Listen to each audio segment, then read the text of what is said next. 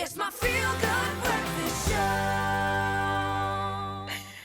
You're on Expresso on S3 and the feeling good continues. And why do I say that? Well, in the month of August, we get to celebrate phenomenal women. And one such lady is, of course, none other than Melanie Ramjee, who is an award-winning PR lady. And she's somebody who has made a name for herself with a career spanning over 28 years. And today we get to celebrate her because she's worked with so many incredible brands. I tell you this, if something cool is happening in this country or even outside of it, you must know that she's behind this woman over here. And I say that because she's worked with lifestyle brands, sporting brands, and so many others. But one of the things that she's most proud of and why we celebrate her so much today is the fact that she is an ambassador as well as someone who is the deputy chairperson and board member for the SA, or Special Olympics SA rather. And today I'm so excited for us to dive right in and celebrate her the right way on your Feel Good Breakfast show. Everybody, let's welcome Melanie, please.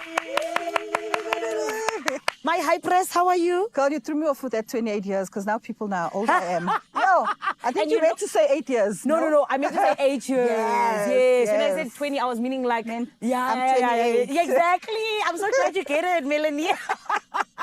My queen, congratulations on everything that you've just been achieving. I think it's so amazing. But let's jump right into just every single way in which you take up space, because I feel like you own the PR. PR belongs to you in South Africa. If someone wants to do PR, they have to call you. That's how I feel. But my Melanie, I want to know, just in terms of you and actually getting into PR, you know, what actually prompted you to say, okay, I'm going to start two-tone communications. I'm going to get into this, even though I didn't actually study it. Sure. So I think around 2010, you know, Philippa landed in South Africa. Yes. It was such a buzz. I had come from agency life. Yeah. And I was like, I want to do my own thing. I was afraid. And I just had a lot of friends that backed me, including my boss, the MD of the company. She would back me and she would say, Mel, you must go out and do your own thing. Fly, girl. Yeah. So I took the risk and I registered a business knowing zero about business. And yeah, here we are now. Here we are now, darling, being one of the biggest on the African continent. Yes, thank you very much. you. And my Mel, I also just feel like, you know, when it comes to the route that you took, sometimes it's not the easiest.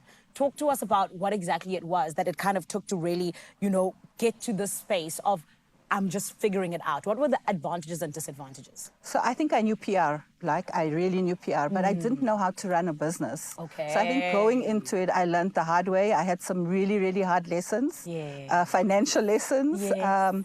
and that taught me like street knowledge and how to like, you know, deal with things coming your way. So I think that was my biggest challenge, not knowing how to run a business, not knowing the business, you know, the business side of running a company. Yeah. That was my biggest challenge. And look at you now, though, because you have overcome it. You're here doing the things. And I feel like, you know, along the way, there are so many things that you've gained, which is amazing. But one such thing that you've gained is a nickname, High Press. Oh, my goodness. Speak to us about that. How did that come about? Listen, funny story. Yes. I had a boyfriend who was DJ Hype. Oh, my goodness. So I was Hype Press. But Don't lie. you know what? I was his hype man. I was his manager. I was his publicist. So yes. Hype Press really fitted that I would bring hype to him. So hype man, hype woman.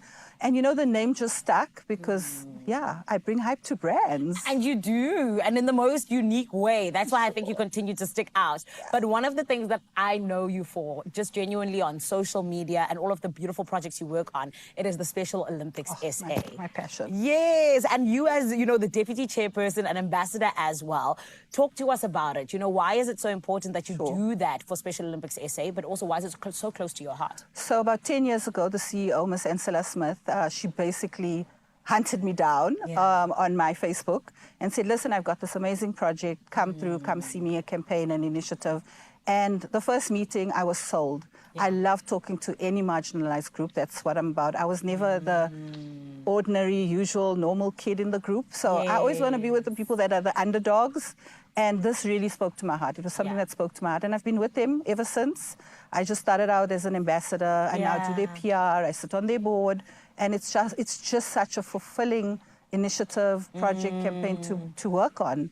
It feels like you're really giving back. And the industry we work in, you know, it's so fickle, it's so fake. Yes. This just gives me balance. I love it. And you're so passionate about it. And I say that because, please, can I tell you, just from the work that you do, you and I have never had a conversation where you went, Zanele, I'm passionate about this thing. It's about how much I've seen you actually really be involved in it and how much you push it. Yeah. I'm definitely more action than talk. Yeah. I love it that's me. about you. And one thing you also really do is pro bono work. Yeah. Why do you do that? And you know, what are some of the things that have really stuck out for you in terms of doing that? So my philosophy is always, you know, give it back, push forward, pass it forward. I think growing up as a young Black child in the PR industry, I had women that, you know, elevated me and uplifted me. So I also want to, you know, pay that forward to other young women and other young people to you know, uplift them and give them the platform. I'm not going to be around forever. So it's about building the next generation. I love that. And Ma, I'm so glad that a powerhouse woman like you really just, you know, you put that at the top of your list, because it's so important to be doing that, but not everyone is. Listen, and they also keep me young, because Yeah,